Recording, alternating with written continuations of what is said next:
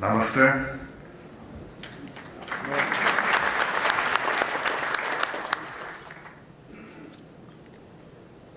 Prime Minister Modi, my dear friend, Israel's dear friend, thank you on behalf of the people of Israel for the exceptional welcome that you are giving us and the opportunity to address this forum with the distinguished guests that are here from so many nations, from India and from Israel.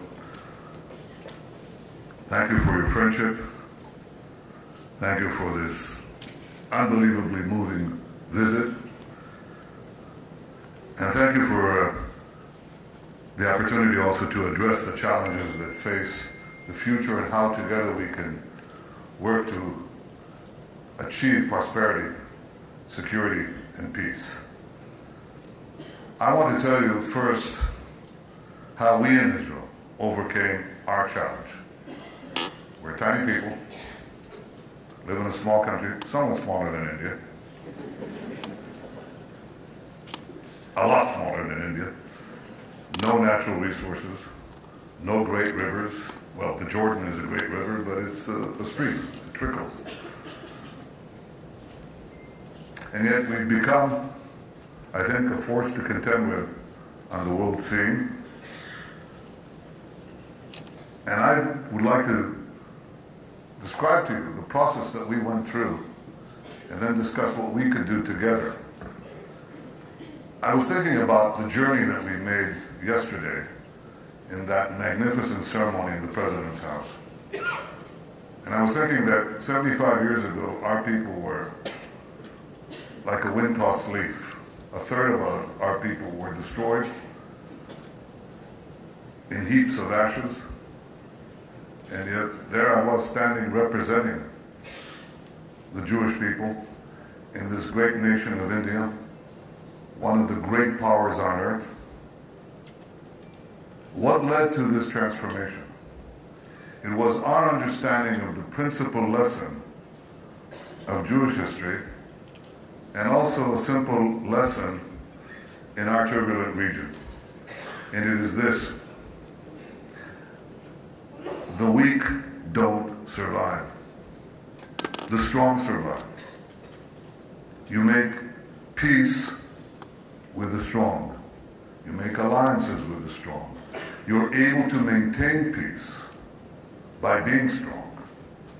And therefore the first requirement of Israel from the time of our first Prime Minister, David Ben-Gurion, was to achieve the minimal strength that is required to assure our existence. Now, what is the source of strength? Various questions arise about what is the nature of power. There's soft power, there's hard power.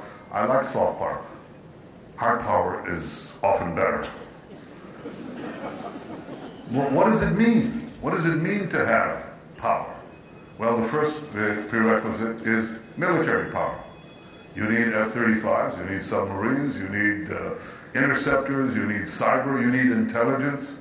In the case of Israel, you need a lot of intelligence to compensate for our size. There's one thing that characterizes all the things that I just mentioned. They cost money, a lot of money. And as time goes by, they cost more and more money. So defense, the prerequisite of security, and security always comes first. Defense costs a great deal of money, as does education, as does health, as does infrastructure, all the requirements that our people justly deserve once we provide security. Where does the money come from? It comes from the second source of power, that is economic power. I view the requirements of providing, of securing our future as dependent on three sources of power: military power, now economic power. How do you get economic power? Surely you need education. Prime Minister Modi and I were talking about how we educate our youth. In the case of Israel, there is one big education machine. It's called the Israeli Defense Force. And everyone comes in, and we give training, we give technology, we give an assessment and understanding of the main techniques of technology that are important for the future, also for the civilian future. And yet, we have seen other societies that have had educated people, highly educated people, extraordinary mathematicians, physicists, metallurgists, that didn't achieve economic power. In fact, they collapsed. I'm talking about the former Soviet Union. But if you took, in Soviet times, if you took one of these mathematicians and spirited him away or her to California, to Silicon Valley, they would be producing value within 2 weeks. Because the requirement, the necessary requirement for the development of technology, innovation, ingenuity, the necessary requirement are free markets or freer markets. Technology and value added is produced by firms. Firms produce technology. They perfect it, they multiply it, they reinvent. Firms are critical. And therefore the technology, the policy that produces growth and gives you competitive advantage is the economic policy that makes it possible for firms to do business. It's called being business friendly. I have to say that I was absolutely astounded when I learned yesterday that Prime Minister Modi has moved India on the scale of the ease of doing business 42 places in 3 years. Prime Minister Modi understands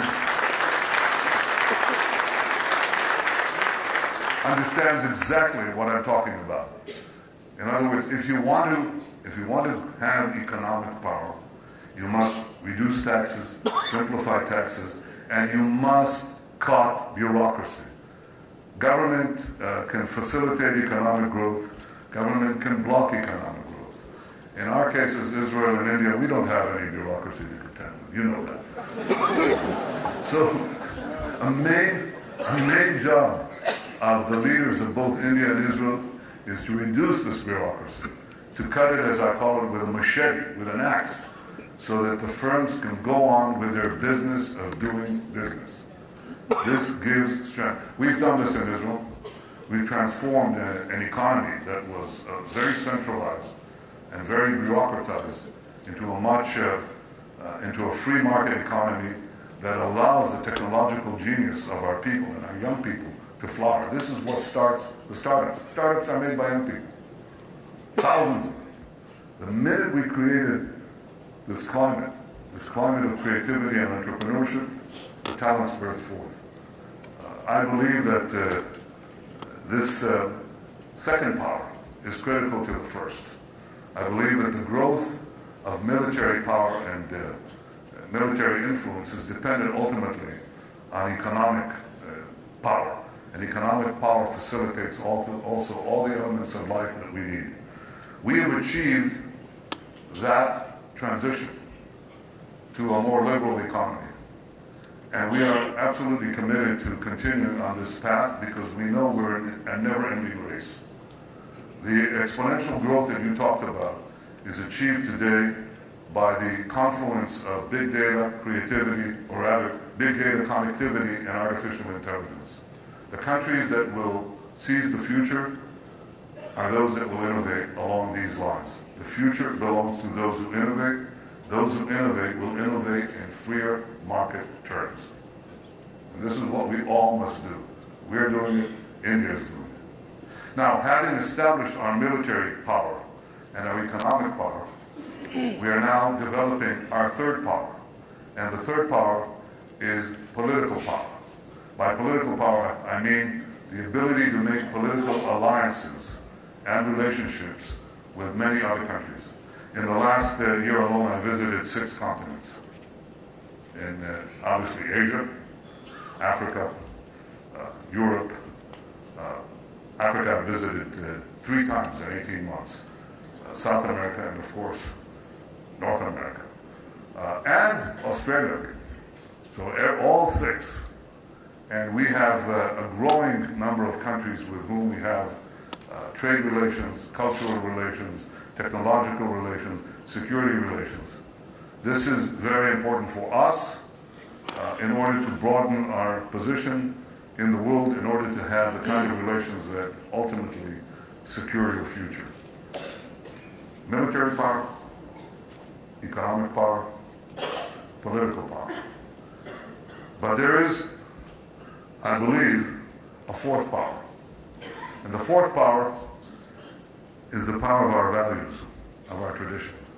I was asked by African leaders, I was asked in a symposium in the UN about Israeli technologies that is helping change Africa. I was asked, what is the secret of Israel?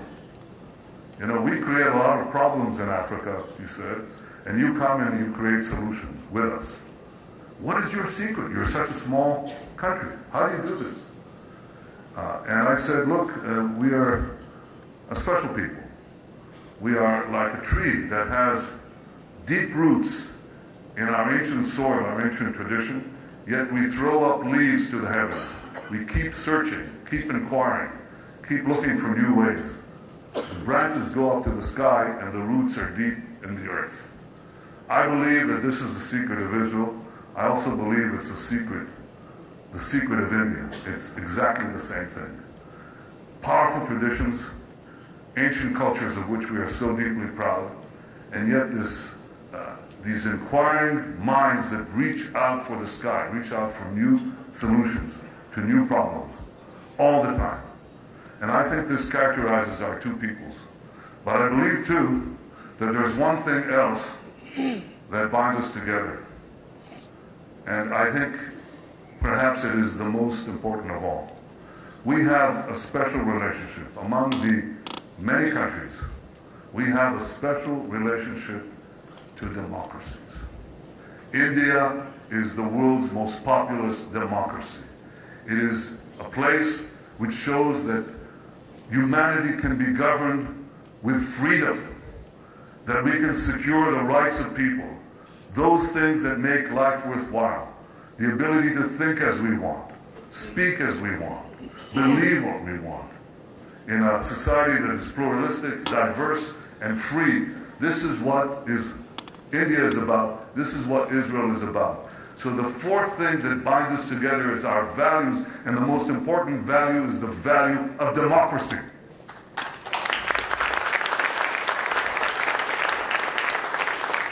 Now, I believe that this is not merely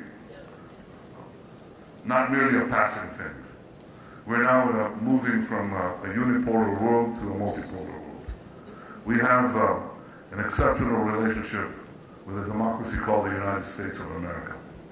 We have exceptional relationships with a democracy called Canada and other countries. The reason I mention the importance of democracies is because even though we have relations with most countries of the world, if we are to live in a world that protects international norms, something that you, Prime Minister Modi, talk about all the time, then we must have, of course, the ability to protect those norms. And democracies bind to each other, connect to each other in natural ways. We are, I think, naturally sympathetic to India. When I walk on the streets of India, as I just did in Agra, I saw the sympathy and friendship of people. Somebody said to me, "We are so happy that you are friends with our Prime Minister and that he's friends with you. We are friends with you. We are friends with Israel." It's a natural friendship and a natural partnership of democratic and free people. Our way of life is being challenged. Most notably, the quest for modernity, the quest for innovation is being challenged by radical Islam and its terrorist offshoots from a variety of corners, and this can upset the international system. I think that one of the ways to overcome such a challenge is to strengthen the relationship between our two great democracies. The alliance of democracies, I think, is important to secure our common future. I believe that the possibilities are endless. We've discussed in this visit how we can strengthen our two nations in the civilian areas, in security areas, in every area. It is something I look forward to do. I want to thank you again for giving me this opportunity to bring to India to Israel and Israel to India. Your historic visit broke ground.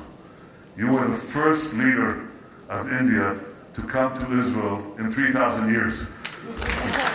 Let us hope it will not take long for your next visit. I know that, but I want to tell you how delighted we are in Israel. I want to tell you that we believe in India as you believe in Israel. Good luck to India, good luck to Israel, and may God bless the Indian-Israel alliance. Thank you very much. Thank you all. Thank you.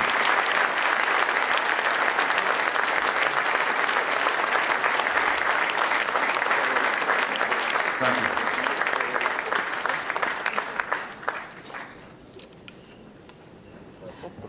Thank you very much, Mr. Prime Minister. Ladies and gentlemen, please join me in applauding the wonderful inaugural speech.